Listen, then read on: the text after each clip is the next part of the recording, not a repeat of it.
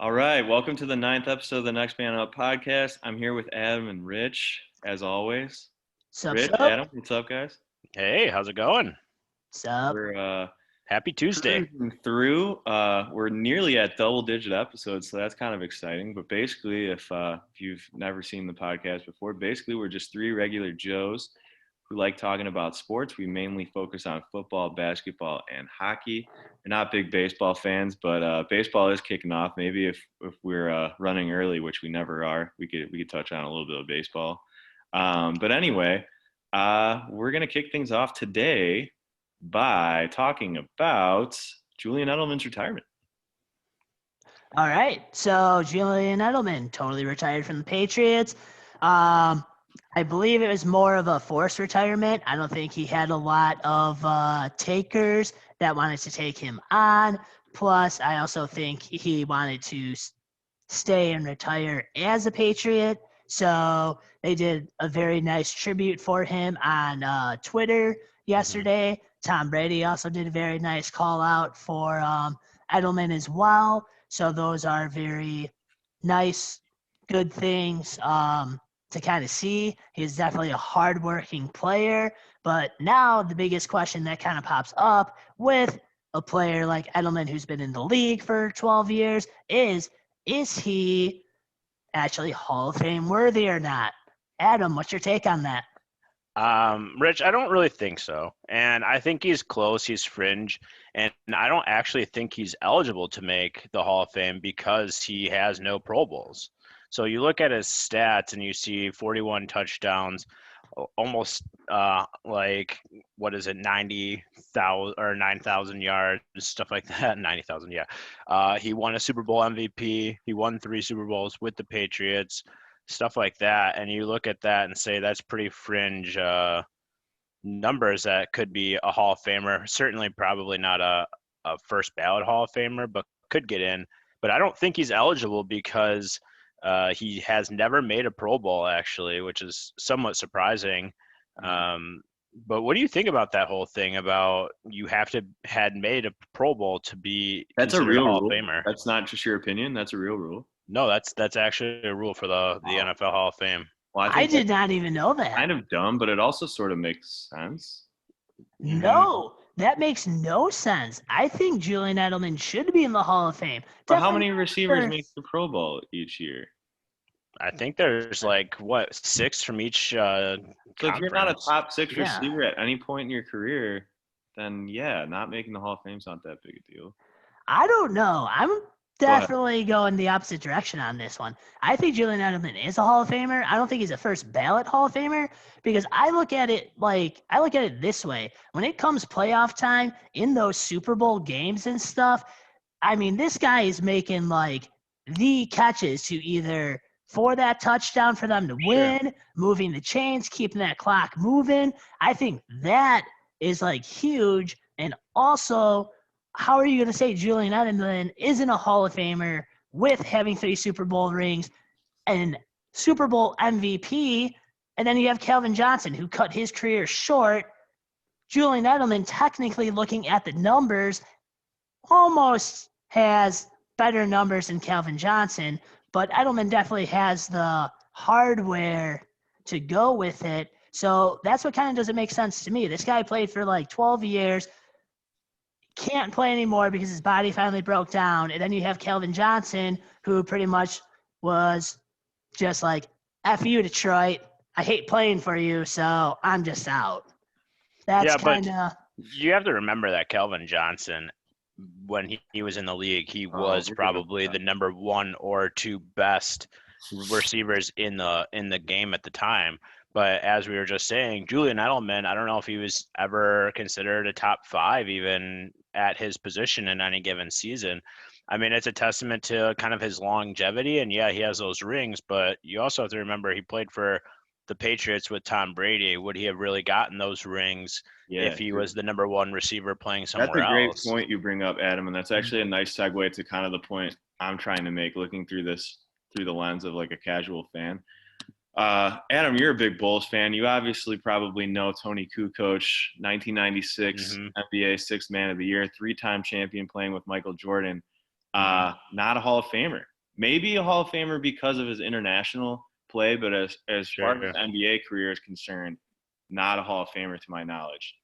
So I think that's a good comparison of a guy who was a key component, a top 4 player on a dynasty that doesn't get in the Hall of Fame. And I think that's okay. I think, in a perfect world, I think it would be nice to have sort of like a role player Hall of Fame. I've always joked, like guys like Robert Horry that has like 7 championships but never made an all-star game, or like Derek Fisher, who Rich brought up, making huge plays. That was one of my favorite players in basketball, to just make huge shots in the playoffs and just really step his game up come playoff time, but was never an all-star.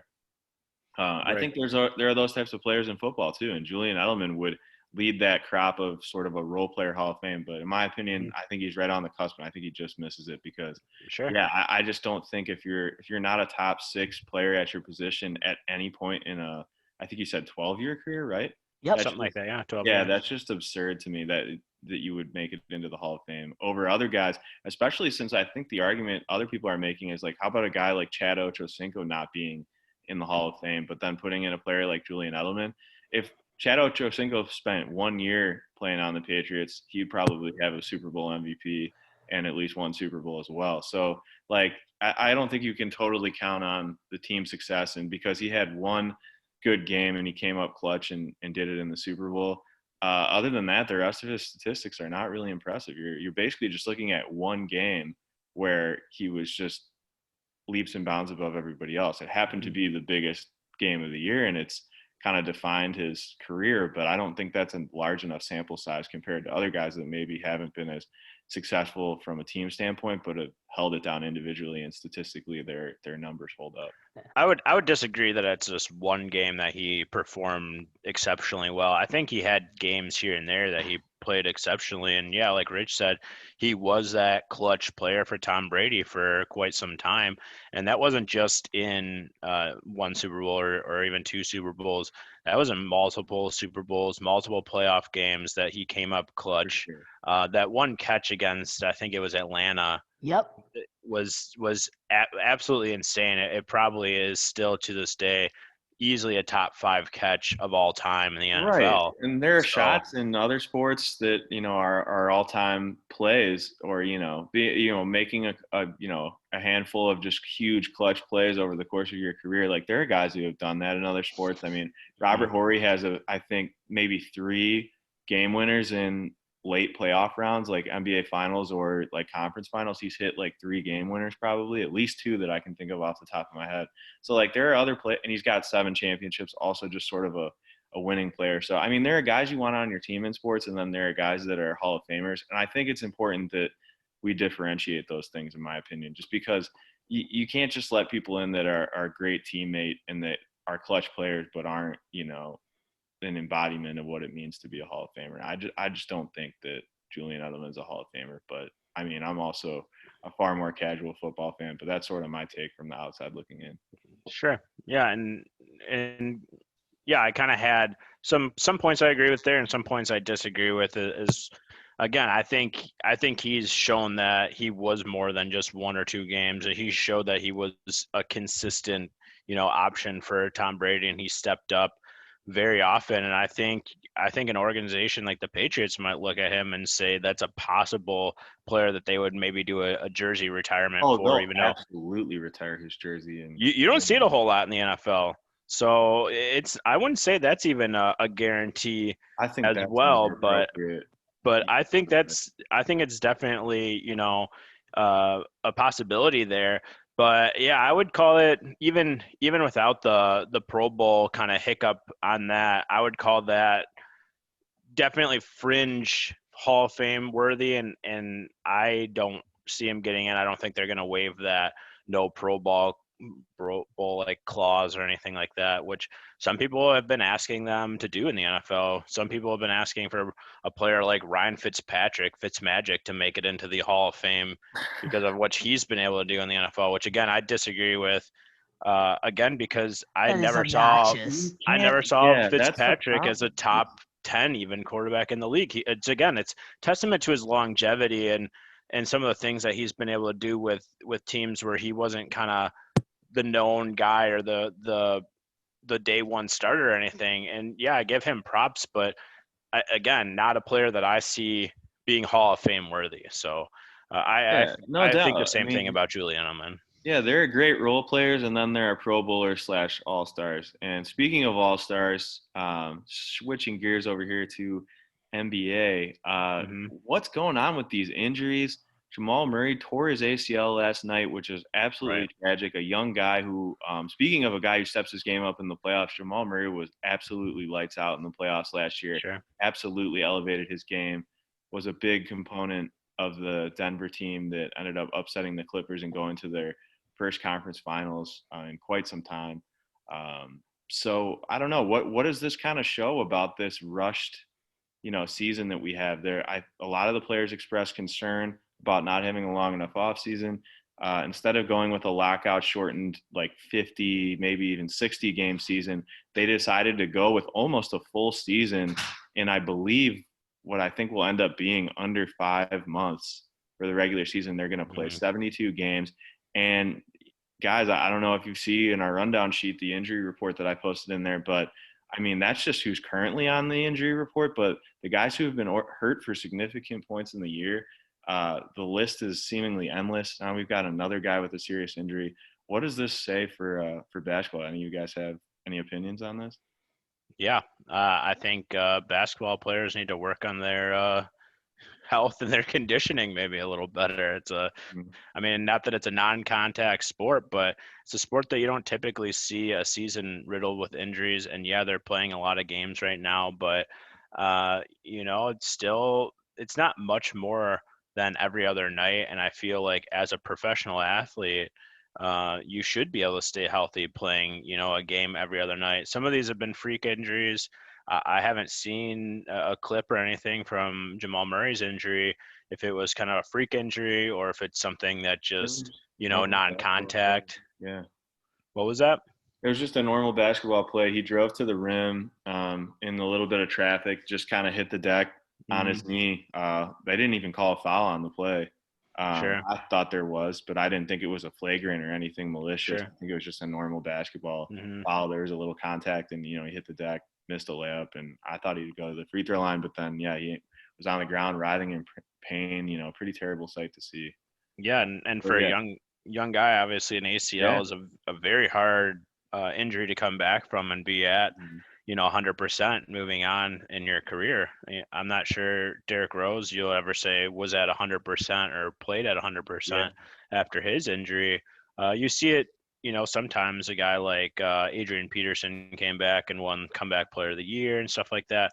But Yeah. for every story, you see someone come back and almost be just as good or better. You see another one where the player is never able to really fully True. perform the same.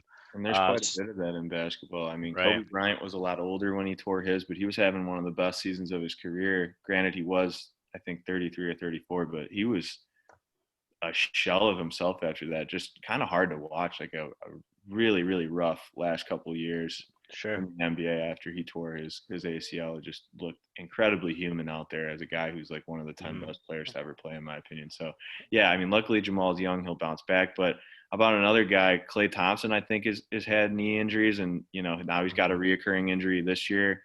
So he's on the verge of he missed this season in addition to significant time last year as well. I actually believe didn't he miss the entire season last year too? Yes, he did. Yeah. Yeah, so that he's now missing 2 straight years.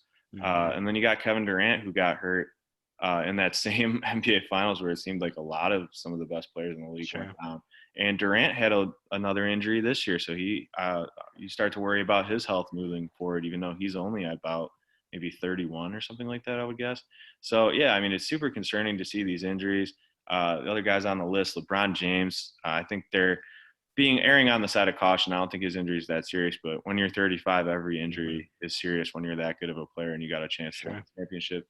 Anthony Davis, a guy who's a little younger but very injury prone in his career. Right. Embiid, same thing.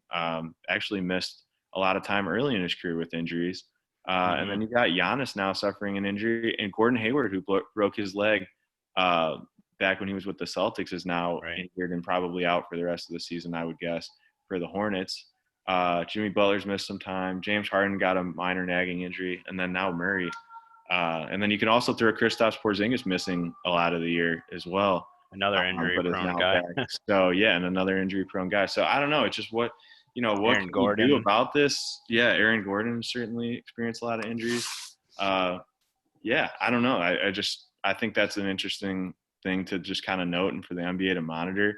I haven't been, pro shortening the season, but if these guys really don't want to play 82 games, I would much rather see them shorten the season than see them getting hurt because they're not either working on their conditioning or I don't know. I guess there's been studies that show that rest correlates, with, much better health and things of that nature. But I don't know, like in my brain, common sense would suggest, and granted, I'm not an athlete or a, medical physician of any kind.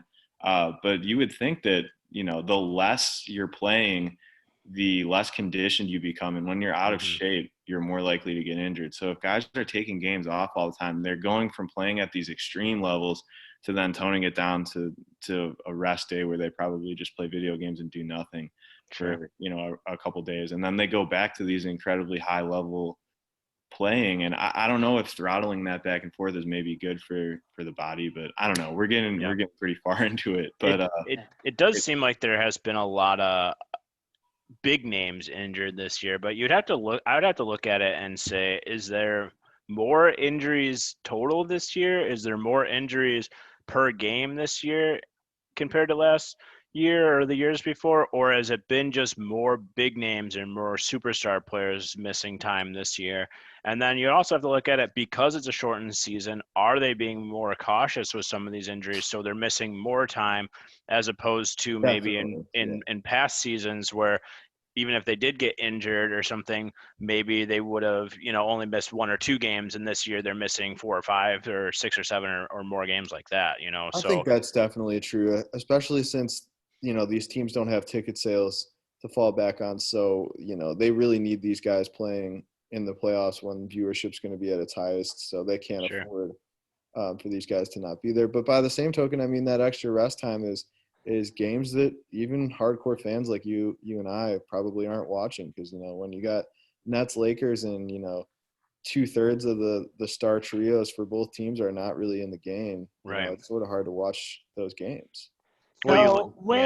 So with a lot of this, though, too, you also have to think about COVID in the bubble. A lot of these big name players that are going down and getting injured were a part of that bubble. So a lot of these injury guys played a longer season than half the league, and now you rush them back onto the court because there was a weird time off. Also with COVID too, with rest days and training and all that stuff too, half of the facilities aren't at full capacity.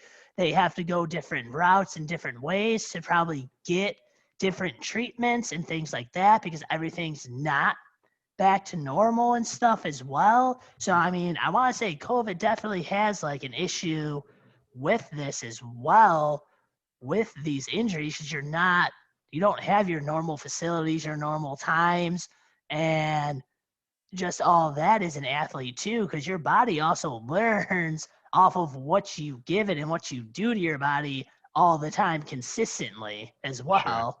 For sure. Yeah, definitely. I mean, on the bright side, there is certainly one guy who's holding it down for all of the star players out there, having arguably one of the best seasons of his career, and that's Steph Curry, coming off that broken hand last year. His teammate Klay Thompson's hurt. The team is not very good. They're struggling to make the playoffs. But, this dude is I think we've got here in the sheet that, a lot of people think he's MVP worthy, even though they're out of the playoff picture. I mean, this team would be in the lottery without this guy. And last year they were. So I think it's crazy what he's doing right now. He just passed Wilt Chamberlain, not on the all-time scoring list, obviously, but on the Warriors all-time scoring list because Wilt Chamberlain played some of his career there, but he also played for the Lakers as well.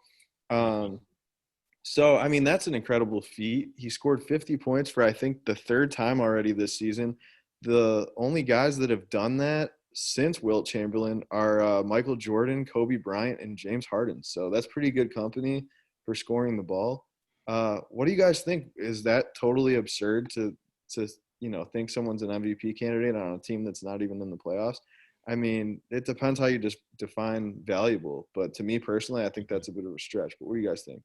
I think they would have to make the playoffs. I mean, at least make that play-in tournament type playoffs to be considered MVP worthy, just because most valuable player, yeah, he is, maybe the most, playing the best or helping his team get wins more than anyone else, but you still have to get enough wins to be considered valuable.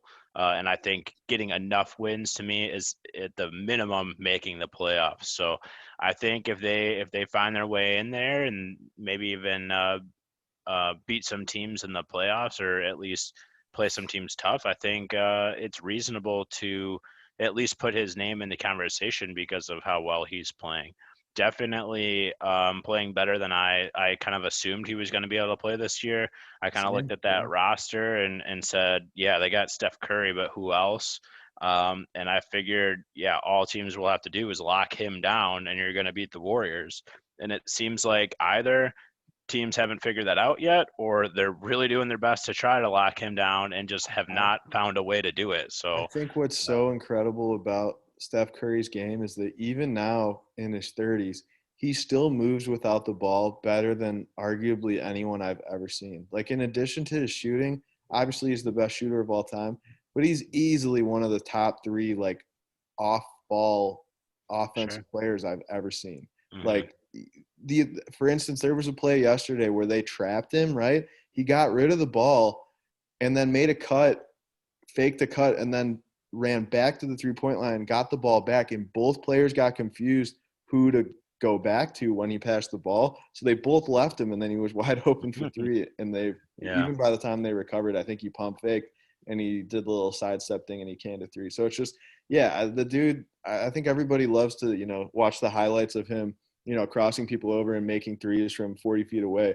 But I think one of the most underrated parts of his game, I think the most underrated, is that he's great finishing at the basket too. I think that's one of the things that makes him difficult to guard, is even when he does get hot, people close out and he blows right past them and he shoots a really high percentage at the rim for someone so small. But the other most underappreciated thing is hands down just how well he moves without the ball. It's really hard to cover people that don't have the ball. Even players at that level have a tendency to watch the ball more than the guy they're guarding, and he just gets loose. And they set some great screens on that team. Draymond, to his credit, sets a lot of great screens and makes a lot of great passes to get him going and stuff. But I mean, the dude is phenomenal moving without the ball. Yeah, definitely. Definitely. What do you think, Rich? You think he has a shot at the MVP this year? I mean, I'm right with you, Adam. You have to, like, any MVP, unless you're like breaking some type of scoring record for the season or something huge like that, your team has to like make the playoffs to be considered like MVP, unless you're just like shattering a ton of like different records on just like a not so good team kind of deal. So that's my take on that. Steph Curry is definitely one of the best shooters of like all time. I know that for sure. Without Steph Curry, they're probably half the league still wouldn't even be shooting threes all the time. Like, he really changed that with definitely changed the game a little. Yeah, I think he made 10 3-pointers last night, and the announcers were talking about, like, there was a time not that long ago where people didn't even fathom attempting 10 3-pointers in a game. There was maybe 1 or 2 guys in the whole league who would do that throughout their career. Right. I remember watching the Bulls game last night, in which they lost, and we'll get to that later. But last night they had a 3-on-1 fast break, and the player with the ball dribbles it up. One person goes to the lane, one person goes to the corner. The player with the ball pulls up from the 3-point and unloads a 3. He ends up making it, but Stacey King was like, you would never have saw that in the 90s or early 2000s. Absolutely absurd play. 3-on-1, you would go to the basket and it would be a dunk or a layup, but you would never see a player pull up from the 3-point line and take that in a 3-on-1, and that's true. I mean, that's, unless you were down 3 and the game was winding down, like, which that's they were the not. way you would ever do that. Yeah. Right. So that kind of speaks to that change in the NBA of the shoot the 3 ball first kind of mentality.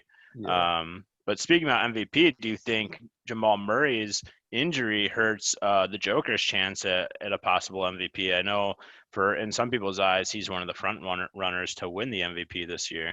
I don't think it does because I'll keep this short and sweet, but I really think Embiid has the MVP on lock. Sure. Okay. Yeah. I know Denver's been playing better as of late. Definitely likely going to make the playoffs even without Jamal Murray, but I think that maybe hurts their chances at going very far, I guess, in the playoffs. But I guess we'll see. Jokic is still a great player, and he can probably do a lot even without Jamal Murray, but it certainly hurts to lose a player like that. No doubt. And speaking of losing players, I guess the other way you can do that is via trade. And back to Chicago sports, looks like the Blackhawks have made some moves. Adam, you want to talk us through some of the stuff going on here? I know for sure I haven't been following very closely, and I get the sense that Rich probably hasn't either. Sure. Yeah, kind of a Stan Bowman type thing of making a bunch of moves at the deadline. He's usually pretty good at acquiring one kind of big name in those playoff runs, a guy that's usually on an expiring contract that kind of helps us win now. This year, a little different. It seems like picked up a lot more prospect type guys. I didn't love or hate many of the moves. It looks like we got rid of the prospect Madison Bowie. We picked up a 4th-round pick, Carl Soderberg, who I thought was playing pretty decent for center this year. We got 2 forwards in that deal, 2 prospects, Josh Dixon and Ryder Rolston.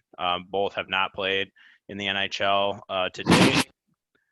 Then we have Matthias Janmark, who I thought was actually playing really well this year, and a 5th-round pick. We traded them away to get a 2nd-round pick and a 3rd-round pick from Vegas. Didn't really love that move just because Vegas is one of those teams that is likely going to do really well in the playoffs this year, so those are going to be kind of late picks.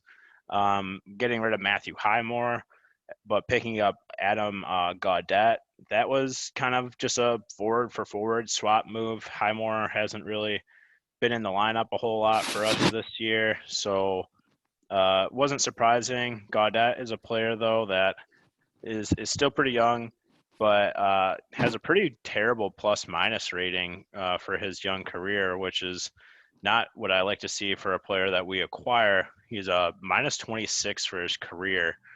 Yeah, that team's pretty bad too, I think. But yeah, then again, they did make the playoffs, I believe, last year. Yeah. So I'd like to see that. Again, Highmore, a guy that hasn't really been in our lineup a whole lot anyway. Then getting rid of Lucas Wallmark, which I didn't like getting rid of Wallmark and Janmark because I feel like they're just getting rid of everyone with a mark in their name. That's interesting. But we picked up in this deal, we picked up Brett Connolly. Did you write that joke down? No, I didn't. I just thought of it. But yeah, so we picked up Brett Connolly, who I believe is a relative of yours, Austin, and along with Riley Stillman, Hendrik Borgstrom, and a 7th-round pick. This deal I liked a lot better. Brett Connolly has already scored for the Hawks in his first game with us last night. He looked pretty good. And Riley Stillman kind of impressed me as a defenseman who I definitely always like kind of acquiring young defensemen. The final trade, which actually happened a couple days previous to the deadline, we traded away the forward Brad Morrison to get Vinny Hinostroza back. I kind of like that move just because I like kind of reacquiring guys that performed well for us, didn't really do well other places. He's also from Chicago, born and raised in Chicago. So kind of like those stories, getting guys like that back. So again, no huge moves there, but some moves that I liked for sure. Any names stand out to you guys at all? Fun fact about the trades in the NHL, there was only 17 trades before the deadline, which is the fewest since 2013, and the Hawks had 4 different trades within that 17. So fun trading stat for the That is an interesting stat. Good job, Yeah. Richard. And Proud of then you. the other, oh god dang it! You don't have to be proud of me. Oh, okay. Never mind. Moving on. So the center, Gotti, that we got, he is a right-handed center, which most of our centers for the Hawks are left-handed. So, Adam, how important is having a right-handed center? It could be important for sure. It usually depends on your matchup. A lot of times, you look at stats and a particular player performs better taking the face off on the right side or the left side, depending on which way they play. And then some players don't usually do well versing, a player that has the opposite hand versus them and stuff like that. So yeah, it's interesting. You usually having that diversity is definitely something to like, I guess. So does that mean I was right then, Rich? Because we Yeah. talked about that before the pod. Yep. That was my theory of why that would be interesting. I was just thinking that as Adam was talking, I was just going to bring that up. Like, Austin, you were right. It turns me on that you were thinking about me being right. It's definitely not the first. Whoa. Let's slow that down just a wee bit. All right, we could bleep that part out. It's definitely not the first thing you kind of rely on when you're picking up a center. You're usually looking at his overall numbers and stuff. But it could be a contributing factor. I mean, obviously, if let's say you're versing a player that really struggles versus a right-handed guy, you really need to win this face-off. Put in a right-handed face-off guy. So it definitely is something. Makes sense. Same as pitching in baseball, I suppose. Sure. Like, Right. There's an incentive to have guys who pitch with either hand, or just a good mix of right-handers and left-handers.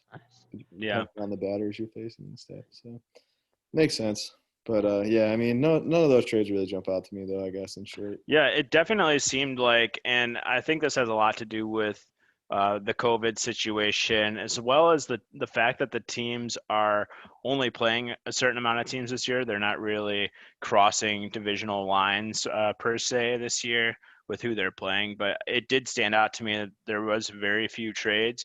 But as Stan Bowman usually is, he was very active at the deadline. But yeah, a lot of those big names that they kind of said would be moved or might be moved did seem like they stayed put, and actually many of them signed extensions, so they will be staying put even past obviously this offseason. Obviously, a guy that we kind of talked about, a possible trade target for other teams earlier in the year, Patrick Kane, is definitely staying with us at least for the rest of this year. And I kind of like I said earlier, I like that move. I kind of still hope he retires with the Blackhawks. The Blackhawks have actually been playing slightly better as of late. I think where they lost 4 or 5 in a row was rough there for a while. I think we talked about that a couple weeks ago. They had a very rough month of March. They've been looking much better so far in April. They won their last 2, and I think they've won 3 of the last 4.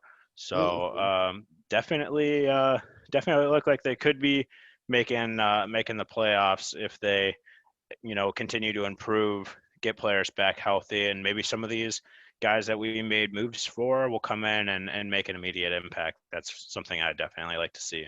No doubt. It's always nice when players make an immediate impact. And shifting gears back to football here, how about a player that I think is going to be very impactful? The Cardinals just signed James Conner. What do you guys think of that? Not a huge fan. Like, I know the Cardinals need a running back. I'm taking the opposite take on here with you, Austin, but James Conner is a good running back. He was hurt a lot last year with the Steelers. Steelers still had a pretty good offensive line, and James Conner still really didn't get it done with Pittsburgh.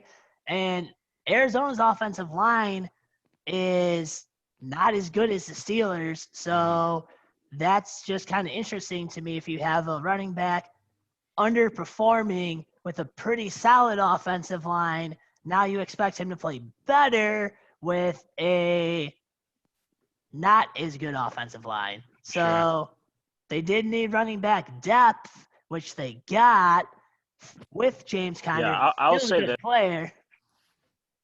Yeah, I'd say this. I don't hate the move for sure. I think Arizona kind of needs another running back, so they went out and got one of the best ones, I guess, available. But I will also say this, and I agree with you a little bit, Rich. I think James Conner is slightly on the overrated side only because the Steelers have historically, or at least in the last 10 years or so, have had probably a top 2 or 3 offensive line in football, and that really benefits running backs. Obviously, we saw it a lot with Le'Veon Bell, how successful he was with the Steelers. He goes to other teams, not as good. Well, you start to learn that playing behind the Steelers' offensive line isn't the same as playing behind, another offensive line. So, again, I don't dislike the move. I think he'll probably make an impact there. But I think it's kind of an overrated move, I guess, in my opinion. I mean, that's shocking to hear you guys say that. I don't know. I had James Conner in fantasy football one year, and I think it was the year that he actually played very well. I don't know. I like the move for them because, one, I get what you're saying about the offensive line thing. We've definitely seen, like, Le'Veon Bell go to the Jets and just become a total mortal after looking like, one of the most revolutionary running backs of all time for his, quote, patient running style, which was really just, the offensive line killing it and him taking his best time. But I don't know. I like this move because this is going to be a throw-heavy team. They have an athletic quarterback that can run anyway. They don't really need a superstar running back. They're not trying to find, like a Derrick Henry or something. Like, they don't need a running back of that caliber. They signed James Conner for a year. If it doesn't work out, then he's gone in a year. The rest of the core is still pretty young. They have DeAndre Hopkins. They have obviously Kyler Murray at quarterback. I don't know. I think this is a great move for their offense because it would be dumb to waste resources on a running back that's just going to suck up a bunch of carries and take away from what they probably do best, which is throw the ball. So I don't know. Just move a lot. And if it doesn't work out, it's 1 year. So yeah. No, like I said, I like the move for him. I'm just saying I think it's probably an overrated move only because I think see, that's what I'm saying is I think I like it, but I wouldn't say I love it just because I feel like they could have picked up almost any running back and had a similar experience, I guess. I mean, I feel like they could have signed Giovanni Bernard for even less money, and it would have been fine. 25.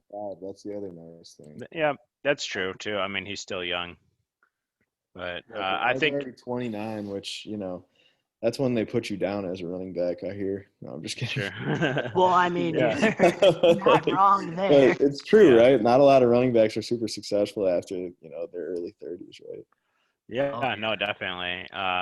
Getting hit every play, regardless of having the ball or not, takes a toll on the body after a while. And even just non-contact stuff, making those cuts, jumping, stuff like that, it's hard on the body. I think the running back position is one of those that they don't typically play well at a high level for as long as some of those other positions. But yeah, like I said, I like the move, Austin. I feel like it's fine. I don't think it's going to really elevate them into any – I called it last week. I think they are the team to beat in that division. I think they'll probably win that division this year. I think they'll take another step forward.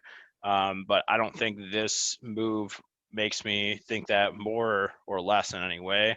I feel like they could have got a similar caliber player in the 5th, 6th round of the draft. And I would have liked that move just as much for them. So, again, don't hate it, don't love it. I hard disagree there. I guess it remains to be seen. Let's see what happens. I'm interested. I'll be scooping him in my fantasy league late in the draft probably because why not? All right. Yeah, go for it. Let me know how that works out. Yeah. Hey, we'll see, baby. Maybe we'll play against you. I'll mail you a beer in 8 to 6 business years with my winning. That sounds good to me.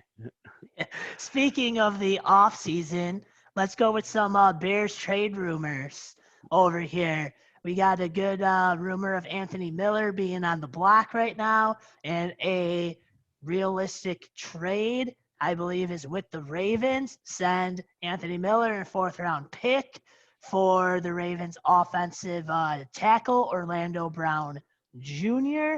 Uh-huh. That's pretty realistic. We need offensive line. Ravens wanted a receiver. We kind of sweetened the deal a little bit with that 4th-round pick. Right. What do you guys think about that? I love it. I absolutely love it. I think Miller's on his way out anyway after, that performance of punching another player. And I think he's never really performed as well as what we were hoping he would perform. Moving up to take him in the 2nd round, you hope a player like that would be, very good, at least the number 2 option. I think he's been good at times, but he's been very inconsistent. He seems to have a little bit of an attitude problem at times. I love moving for an offensive lineman. Orlando Brown is not happy right now with the Ravens because they had him playing left tackle last year due to injuries, and that player is now coming back. So they're saying that they're going to move him back over to right tackle. He's essentially saying that he won't play right tackle.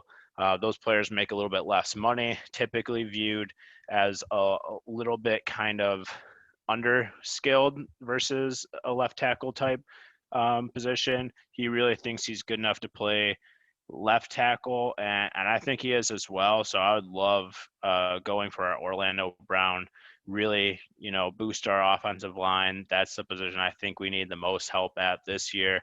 And I would still draft another tackle and put him over there at right tackle in my dream scenario and replace both tackles this year and really kind of help that offensive line. So I love the move. I think it's very possible. But because I like it so much as a Bears fan, I tend to think, things that I like are never going to happen. So I don't That know. makes sense, and that should probably happen for the Bears to do is never what they actually do.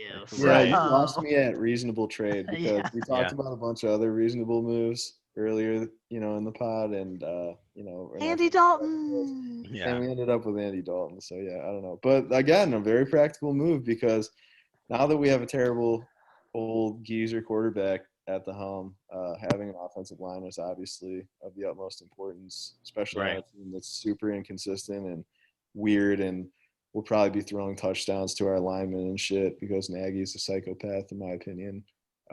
So yeah, we'll see how it goes. Yeah. So I really hope they somehow make this work. I don't know if it's going to be just Anthony Miller in that 4th. I would love to somehow acquire Orlando Brown. And like I said, I think Anthony Miller is out of town anyway.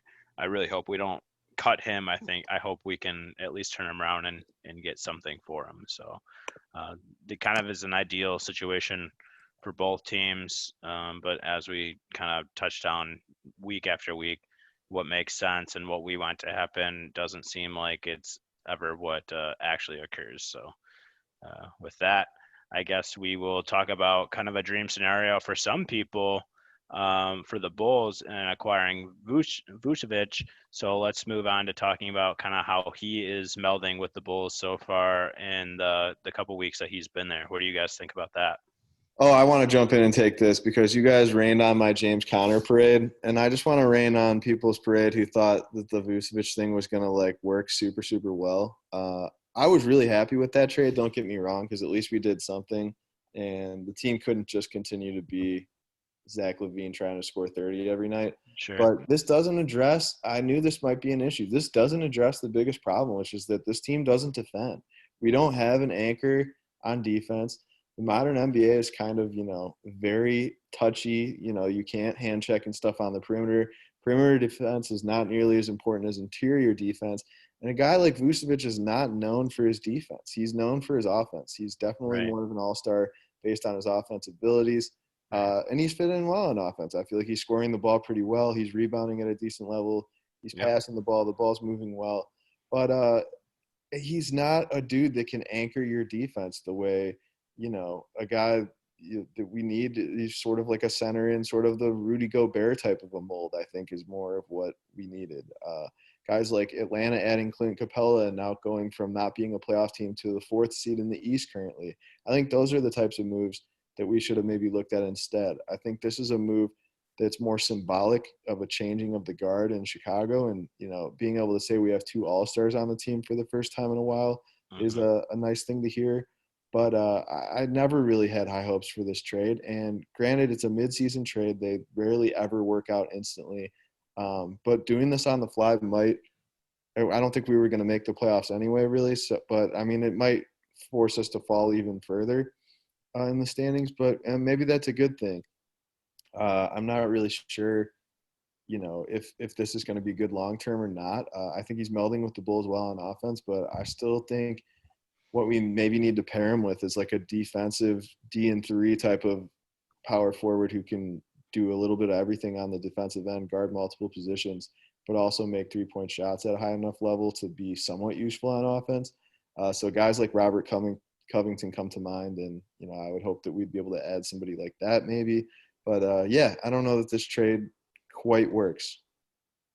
Yeah, I see what you're saying, Austin. I think it is clear he's not the greatest defender. I think he's slowly kind of getting better as he's playing more games with the Bulls, because I think defense, even more so than offense in the NBA, because is something you kind of have to learn what each of your teammates is doing and their abilities. I mean, offense, I feel like if you can shoot anywhere, catch the ball, shoot the ball.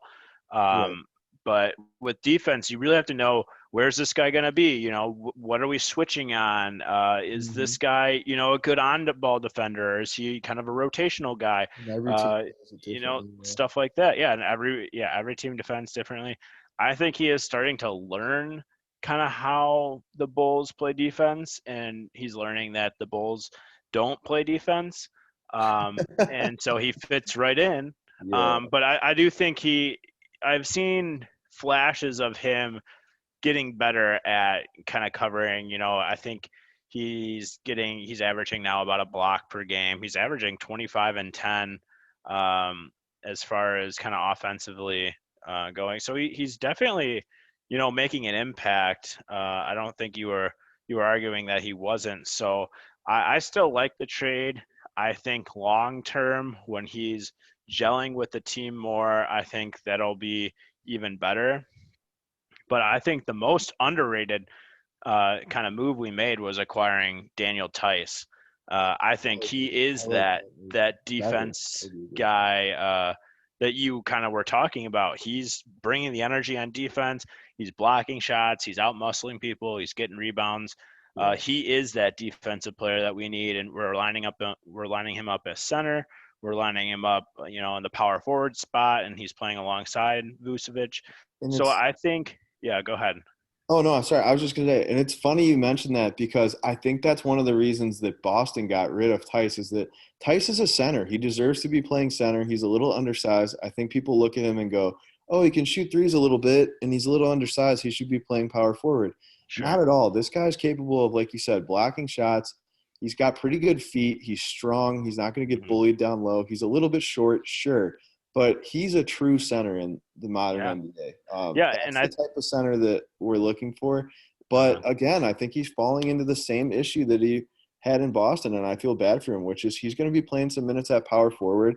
I don't think he's quick enough to guard these, prototypical power forwards these days that are basically what small forwards would have been 10 years ago. I don't see him matching up well with those types of players, especially since that small forward, power forward hybrid position is such a deep position in the NBA currently. Sure. I mean, Jimmy Butler's listed at power forward now, so that's just how much the game has changed. And I can't see Daniel Tice being able to have the foot speed to guard someone like Jimmy Butler out on the quarter. So I really want to see him playing center. By the same token, I love what Vucevic does for us at center. So I don't know. It just doesn't seem like it's going to work, because one of those guys is going to have to play power forward, and I don't think either of them can really defend the modern power forward. So I think that's where the biggest comes in. Yeah, I think for the most part, when he comes in and he's playing alongside Vooch, he is kind of playing the better of the two players, as far as which one has a better offensive game, which one is more crashing the boards, because that's kind of what he does better. But yeah, sometimes that leaves Vooch on someone that's quicker or something like that. So it is defensively kind of a struggle, but they seem to be playing well together offensively as well. And I just love Tice's energy out I do there. too, yeah. So I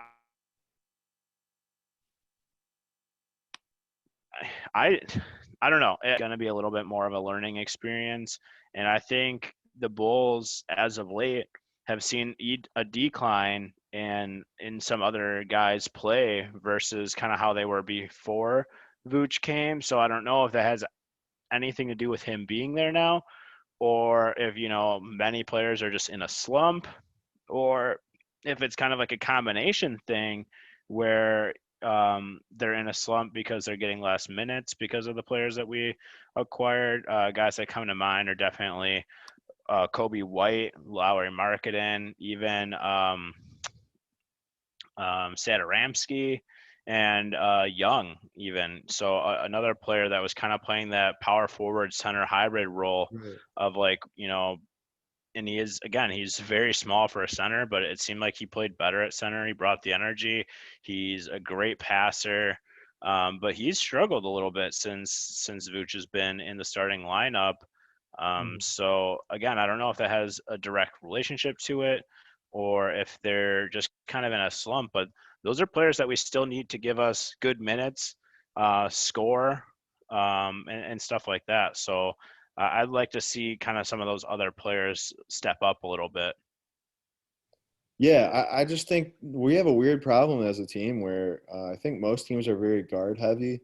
The league's gotten very guard heavy, but I would like to see, Satoransky's fun to watch.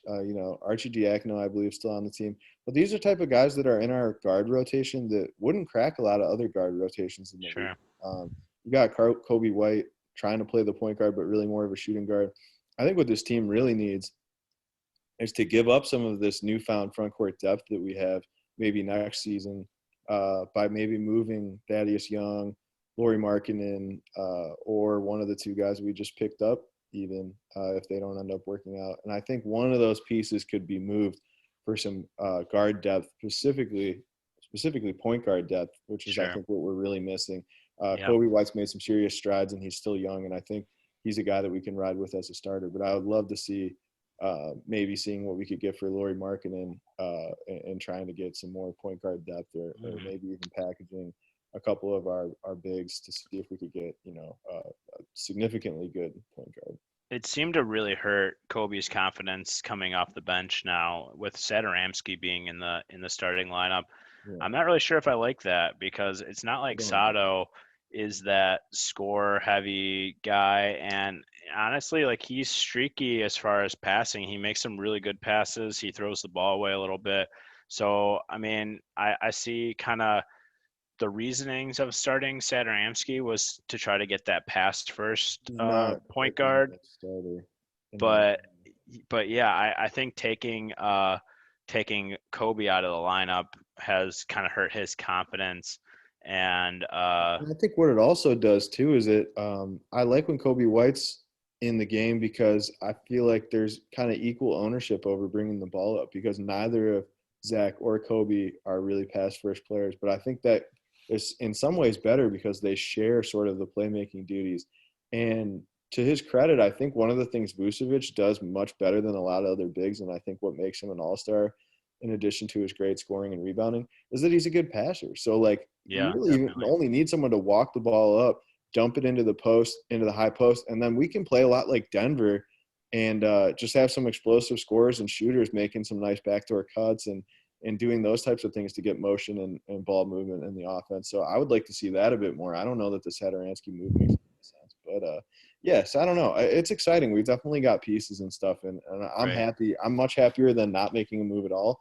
But I didn't think this was our holy grail, our savior of sorts. Sure.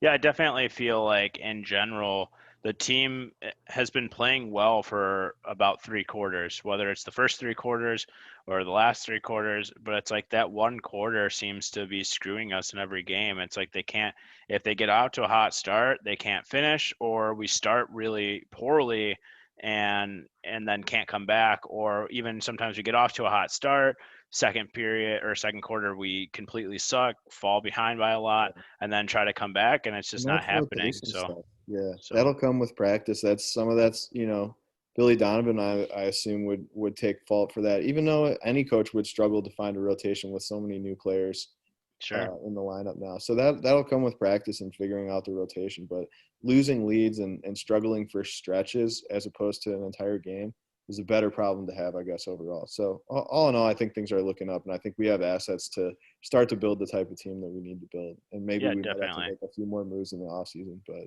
I like the future looks brighter now than it did at the start of the year. But I definitely hope that they kind of start putting it together soon, because it's just disappointing as a fan to go out every night and be like, oh, we're playing a good team, we play them tough, and then we find a way to lose. Or we're playing a not good team, and it's like, oh, we should win this one.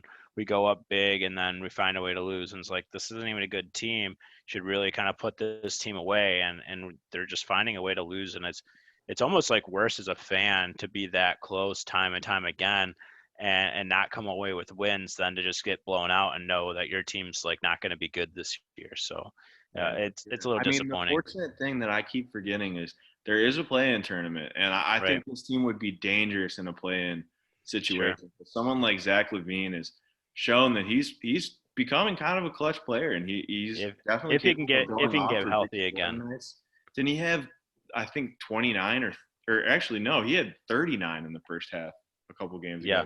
Yeah. So a streaky player that could just get hot, and in a play-in situation, I mean, Zach LaVine could single-handedly win you 2 games in a row. So I don't know. This team may still have a little life left in them. 10th in the Eastern Conference right now. I think that's the bottom of the barrel in terms of being eligible for that alleged play-in tournament. That I'm still curious how that's going to work, because I haven't really read a ton about it. Yeah. So from what I hear, Austin, 7 plays 8, 9 plays 10. And then, so 7 plays 8, winner goes on. Then 9 plays 10, winner of that game then plays 8, But wins 8. Plays 7 or 8, yeah, right? Yeah. No, they don't. So they play 8, right? Because they wouldn't need to play 7. 7's in if they win. Right. So that team would have to win at least one of the 2 to get in. But if you're at the very bottom, you have to win 2. So you'd have to, like the Bulls, for example, would have to beat 9, and then we'd also have to beat the loser of 7 versus 8.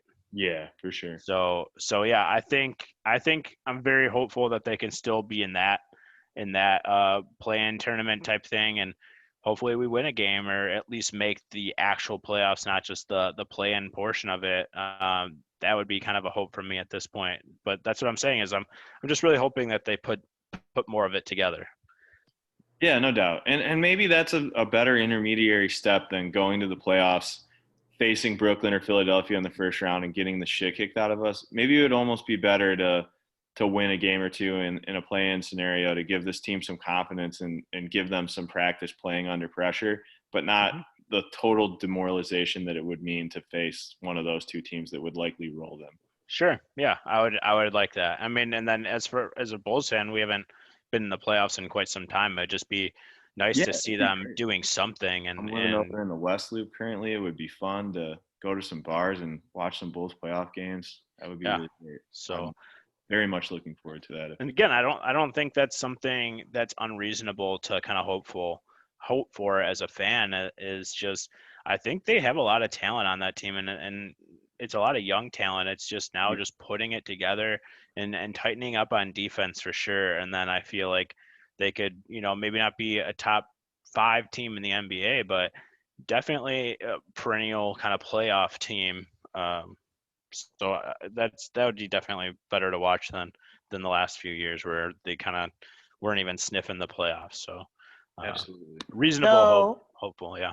Yep. So with that, let's get to our 2-minute drill of Adam hosting our 2-minute drill again. Yep. I'm back at hosting. I feel I'm much better at that than answering the questions. Apparently it's a little easier from this side. So which one of you guys wants it? I haven't picked. I want to go, man. I have not won one. All right. Beer's on the line, Austin. Let's see if you can finally get through one. Oh my God. It's not going to be easy. I'm like Gilligan on Gilligan's Island. I can just never really get by this thing. That might be like recurring gag of this podcast. Sure. Oof. It's All your right. Pressure's on. it's your epiphany toilet for you Scrubs fans out there. Anybody Scrubs fan, but if you're not, you won't understand that reference at all. Anyway, whenever you're ready, Austin, let me get a timer going, and remember to be kind of quick with your answers, but definitely give some supporting details as to what your answers are. Don't be a Rich and just say yes, no, Yeah, that's still maybe. cheating. That's like the PEDs of the 2-minute drill. Rich answering yes. Don't hate the Really winner, man. cheating. Hate the game.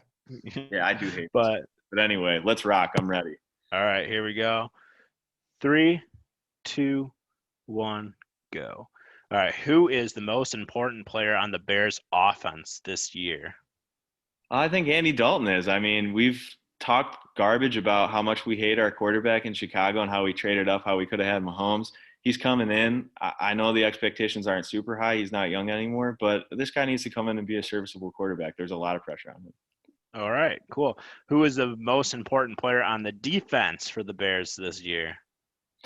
Oh my gosh. I think Khalil Mack, honestly, like I would like to see him kind of have a return to form as, like maybe being considered among the best at his position in the league, like, as truly the best. I think since he came to Chicago, there was that initial buzz, and that first year was incredible, but I want to see him get back to that super elite level. I know he's still a terrific player, but I want him to get back to that like truly elite level if at all possible.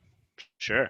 All right. Which Bulls player needs to step it up the most for them to make the playoffs and or win in the playoffs? It's the new guy, Vucevic, like we talked about. I think he's got to show that he can really lock it down on defense. The offense is not a problem. He's adjusting super well, super quickly. But we got to bring this guy in, and he's got to be able to anchor a struggling young defense. And I'd love to see him do it. All right. Who is one player the Bulls need to acquire this next offseason? I talked about it, and I don't know if he's available from a contract standpoint. But I would love a guy like Robert Covington. He played center and power forward in that Houston Rockets no center experiment. 30 seconds. He can defend really well. I'd love to see him on the team. I think he can play multiple positions and be helpful. All right. Who is the most important player on the roster for the Bulls' future? I think Kobe White. I think the ceiling's the roof, to quote Michael Jordan. I think that dude could be incredible, or he could be a total bust. But I love to see him given the reins as point guard, and I want to see him back in the starting lineup. All right. Which young Blackhawks player is the most important for the team's future? I don't know if he's necessarily young, but this goaltender, Lankinen. I mean, this guy has a chance to be a superstar gooltender. I've got him in fantasy hockey. I think he's ranked 8th.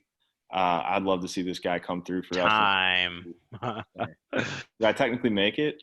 No, you still have 2 left. Wow, I'm the worst at this, dude. Yeah, it seems like it goes fast. Maybe we need to make this a little easier on us and get it down to 6. No. It could be done. It could be done. But yeah, if I said yes for those next 2 questions, I would have made it. But that's the thing is, like, I felt like I was answering quick last time too, and then you guys are like, "Oh, you have 2 left." I'm like, "Are you kidding me?" Yeah, but maybe we'll just rifle up these last 2, even though you've clearly lost and didn't come close at all. Man, my takes were good, and I was lightning fast, but fail. I was talking way too much. Oh well. Yeah, but I mean, okay, so we're recognizing right now your complete fail, but we will ask these last couple. Okay. Best? Oh, yeah. These are the 2 non-sports related ones as well that you didn't quite get to. These were going to be the surprise rifle offs at the end.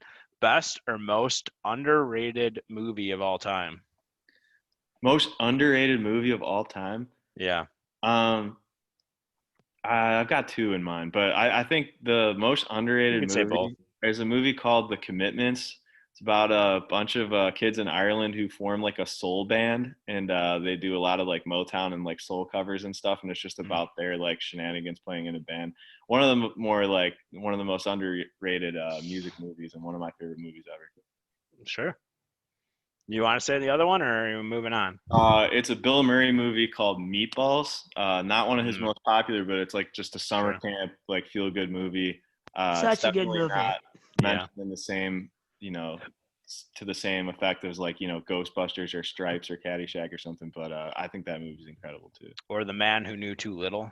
Love that one. I've not seen that. I don't. Oh, that's one of my favorite Bill Murrays. So definitely check that one out if you're a Bill Murray guy. Oh, for Uh, sure. Yeah. and the last one, my favorite question of the week is Austin. Are you a boob man or an ass guy? You were seriously asking this on the podcast? Yeah, let's get to know Austin a little Okay. Yeah, I'm an ass man, but oh my god, dude, my parents might listen to this. bit. Great. Well, now they know. They learn a little bit more about. I mean, everyone probably did. But All right. Well, I hope this is cut out and only in our Patreon that doesn't exist. yeah, you'll have to get behind the paywall for that. But yeah, thanks for answering the questions. You did not win, so again, Rich will drink your beer, and we'll move on with our lives. Cheers. Well, that's unfortunate. And one of the most awkward final questions. It's been really funny. Hey, coming was out of it this awkward? now having to- Was it? Last time we talked about Rich getting emailed pictures of elderly nude men, so That is true. We did. I think we always need to end it on a note. But like Rich's this, parents know about that. It's been an issue for a while. That's true. Yeah. My parents don't even know how the internet works. So I'm pretty sure they'll never even hear this. That's 'cause I will not Rich- tolerate this slander, Rich.